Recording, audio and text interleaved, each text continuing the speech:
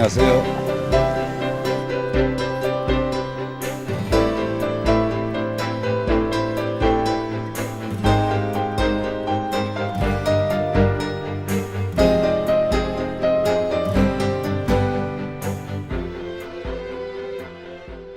소설에도 있지만 우리 심정희 선생님 말처럼 이젠 뭐 사랑도 비즈니스가 됐고 결혼은 더 말할 수 없는 중요한 비즈니스가 됐고 삶 전체가 비즈니스인 것 같아요. 집에 가서 마누라 비유 맞출 때도 나는 비즈니스 하는 느낌이 때로 들거든요. 그래서 우리 젊을 때는 없었던 풍경이지요. 그래서 이 모든 것이 비즈니스화하는 이 병균, 비즈니스의 병균이라고 그럴까? 이것이 이제 전 세계를 완전하게 장악하고 있고 그 속에서 하나도 자유로운 사람은 없을 것 같아요. 작가인 저조차 그렇고 여러분 또한 그 비즈니스 감각이라고 하는 걸 현실에서 버리고 정말 본질적인 순정만 가지고는 살아갈 수 없는 시대잖아요. 그래서 이 소설에는 그 병군을 퍼뜨리는 주범으로 시장이 등장하고 있고 내 주인공들이 전부 다 무슨 일을 하든 간에 비즈니스를 자기는 하고 있다 이렇게 생각하고 있기 때문에 글쎄 제목으로 좀 평범할 수도 있겠는데 그냥 소설의 중심이 그거니까 제목을 그냥 비즈니스라고 붙여본 거지요. 이른바 이 소설은 어떤 무한 경쟁 안에서의 자본주의가 가지고 있는 어떤 폭력성, 자본주의가 가리키는 그 욕망의 방향, 우리가 거기서 자유로울 수는 없지만 우리 모두 이 자본주의 구조가 가리키는 방향을 향해서만 일제히 달려갈 수 없는 우리 비즈니스적인 삶의 구조, 그거는 이미 전 가정도 다 먹어 치워버렸어요. 그래서 이미 가족이라고 하는 것은 보다 더 큰 현실적인 욕망을 확보하고 그 욕망을 따라가려고 하는 어떤 관성 안에 있는 하나의 작은 조직체처럼 된 면이 없지 않아 있거든요. 온 가족들이 뭐 아이를 저하건 무슨 수단으로든지 좋은 대학을 보내야 되고 좋은 데 취직을 시켜야 되고 저하건 수단 방법을 가리지 않아서라도 이세나 아버지가 더 높은 자리, 더 많은 기득권을 얻는 대로 매진하는데 가족들이 일종의 혈맹 관계로 변했다고 봅니다. 그래서 그 강력한 혈맹을 형성하고 있다고 할 수 있죠. 이 여자가 자기 가족에게 돌아갔으면 여전히 그 여자는 과외비를 위해서 몸을 안 팔더라도 이제 탈로 났으니까 하지만 몸을 파는 것과 다름없는 또 다른 전선에 나갔어야 될 거예요. 그 아들이나 아버지도 꼭 나쁜 사람들은 아니지만 그들이 함께 결속해 있는 한 공동의 어떤 목표 설정을 가질 수밖에 없는 것이고 그 공동의 목표 설정은 자본주의가 가리키는 그 방향에 따라서 갈 수밖에 없는 굉장히 강력한 어떤 구조 속에 우리가 놓여 있거든요. 그러니까 그 여자로서는 설령 몸을 안 팔다고 하더라도 가정으로 돌아가서 어떤 삶의 본원적인 선회는 불가능하다고 저는 봤거든요. 그래서 이런 식의 그 끝없는 경쟁을 뚫고 자본주의 구조가 가리키는 그 인생의 목표만을 향해서 혈맹 관계로 달려가야 하는 가족이라면 나는 해체돼야 한다는 게 생각을 갖고 있어요. 그러려면 그래 해체돼야 된다. 가족의 본래 의미는 서로 사랑하고 소통하고 하는 것이지 혈맹으로서 어떤 기득권을 향해서 일제히 모든 걸 정력과 머리와 모든 것들을 투자하면서 갈 수 있는 그런 구조는 아니거든요. 나는 그 윤리성이라고 하는 것은 변화하는 것입니다. 참다운 윤리성은 본질적인 어떤 인간주의밖에 나는 없다고 보거든요. 그래서 이런 형식 안에서의 어떤 구속에 의한 그 획일적인 목표를 향해서 달리는 가족 구조라는 건 한번 다 깨져나가 보는 것이 좋겠다. 깨지고 다시 그 각자 뿔뿔이 흩어진 자리에서 내가 누구이고 내가 어떻게 살아야 되는지를 보고 그리고 다시 만나야 되는 거 아니겠어요? 그래서 그 라스트 결말은 이제 어떤 기성 그 윤리관으로 보면 매우 비윤리적이라고 할 수 있는데 나는 굉장히 윤리적이다 이렇게 생각하고 그린 장면입니다. 사랑은 본질적으로 보면 멸망에 가까운 감정이지요. 니체의 얘기인데 사랑은 투쟁심에 가까운 감정이다. 그랬거든요. 특히 젊은 분들이 사랑이라고 하는 것은 일단 내가 사랑하는 사람은 세계에서 유일해지는 거잖아요.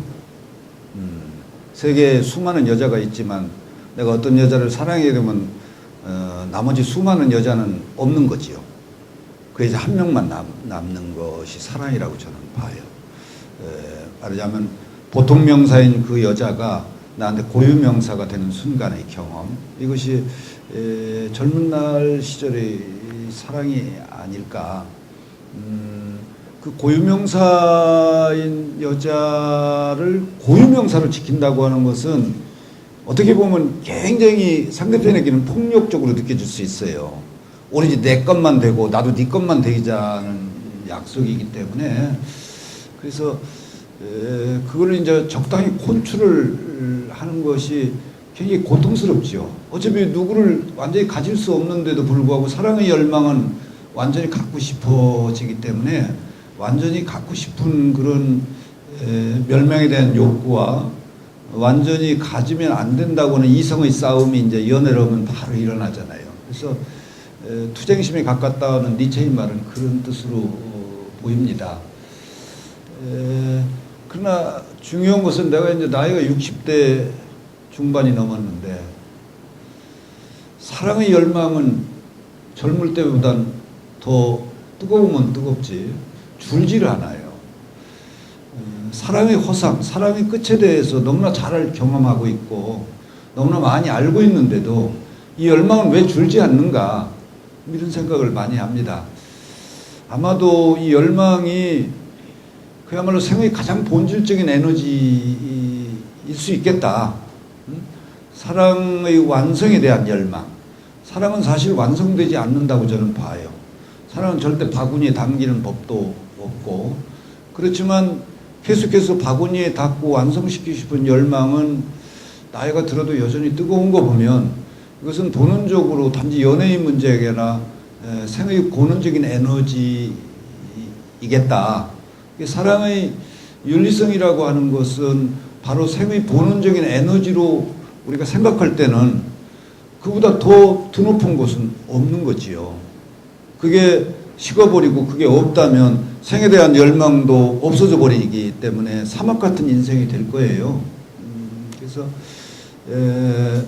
지금 여러분들이 파트너하고 크게 싸우지 않고 무난하게 연애하고 있는 것은 평화스럽게 연애하는 것은 여러분이 알게 모르게 비즈니스 전술을 습독했기 때문에 평화롭게 연애를 하는 거예요. 만약에 20대나 30대 사랑하면 늘 싸우고 늘 울고 늘 소리치고 하는 게 정상이지요. 나는 사랑의 본질로 보면 그게 정상이다. 그래서 이 사랑에 대한 우리들의 열망이라고 하는 것은 사랑이 비록 완성의 꿈을 살아생전 못 이루더라도 본원적으로 우리 생을 지탱하는 가장 그 기본적인 버팀목 일 뿐만 아니라 거의 유일한 생의 자산이 아닐까. 그러니까 사랑보다도 더 뜨거운 열리는 없다는 것이 제 생각입니다. 근데 일단 이 수술은 양도 많고요. 쓰려면 노동이 가까워요. 내가 작년에 소설을 2편 썼어요. 은교라는 장편을 쓰고 비즈니스 장편 썼죠. 요즘 젊은 작가들도 1년에 한 편 쓸래도 생동 나와요. 노인을 좀 미쳤지. 어떤 논리 구조를 확립해서 갖고 있지 않으면 시작해도 중간에 길을 잃어버리죠. 특히 장편 소설 같으면 일종의 그 나침반 없이 밀림 속을 걸어가는 것과 같아요. 장편이라는 것은. 내가 이쪽으로 출발해서 저쪽 문으로 나오고 싶지만 중간에서 길을 잃어버리면 그대로 미화가 작가 자신이 될 수가 있죠. 그래서 남들 젊은 그 학생들하고도 권혁이는 뭐 이걸로 해서 유명해진다거나 책을 많이 팔아서 인세를 두둑하게 번다거나 이런 욕망으로는 하지 마세요. 이거 말고 좋은 게 너무 많아요. 더 효과적으로 잘할 수 있는 것들, 또 기득권을 더 크게 가질 수 있는 것들이 소설 말고 너무 많거든요. 이거는 잘해야 본전이라고 보면 돼요. 그래서 중요한 것은 내 마음속에 그리움이죠. 그러니까 이것이 아니면 안 되는가 하는 거. 근데 여자들도 그렇잖아요. 그놈이 가난하고 성질도 더러워서 그놈한테 시집가면 틀림없이 불행하다는 예감을 갖고도 시집가는 여자들이 있어요. 그렇죠? 뭐라면 그때 하세요. 내가 이걸로 가서 성공하지 못해서 내가 불행할지도 모른다. 그렇지만 그래도 나는 이놈하고 자고 싶다. 그럼 자는 거죠. 어떻게 해요? 불행해지는 건 놔두는 일이죠. 그러니까 내 마음속에 어떤 절대적인 열망, 깊은 그리움이라고 하는 걸 키우는 게 문학으로 성공할 수 있는 가장 빠른 길이에요. 내가 이걸 간절히 원하도록 나를 만드는 거죠. 내가 정말로 이것이 아니면 안 되는 마음, 그런 간절한 어떤 갈망을 갖는 상태로 나를 만드는 것. 어떤 방법이 있냐? 뭐 다른 방법이 없죠. 예민해지는 거죠. 상처받기 쉬운 상태로 돼가지고 박범신이가 유명한 작가라고 나와서 대담을 하는 걸 보면서 한편으로서 좋지만 한편으로서는 열받고 가슴이 아파야 돼요. 나는 왜 저 사람보다 앞서가지 못했지? 하는 데서 상처를 받아야 되거든요. 상처받기 좋은 상태로 유지를 한다면 문학에 대한 열망이 굉장히 깊은 그리움으로 마음속에 남을 겁니다. 나는 그러면 된다고 봐요. 그러면 성공할 수 있는 것이고 성공 못해도 후회는 없죠. 자기 그리움을 따라간 것이니까. 이 그림이 내 마음에 들어. 괜찮죠? 이 그림. 나무가 이쁘잖아요. 나무에 산도 있고. 그리고 내가 비즈니스에 있는데 문장을 썼어요. 뭐라고 썼냐면 그에게 달려가고 싶어 온몸이 부르르 떨렸다. 돌아가요. 그리움은 질병이에요. 나는 속으로 부르짖었다. 별과 별 사이 같은 가깝고도 먼 시간이 흘러갔다. 비즈니스 안에 있는 문장이에요. 선물 드릴게요.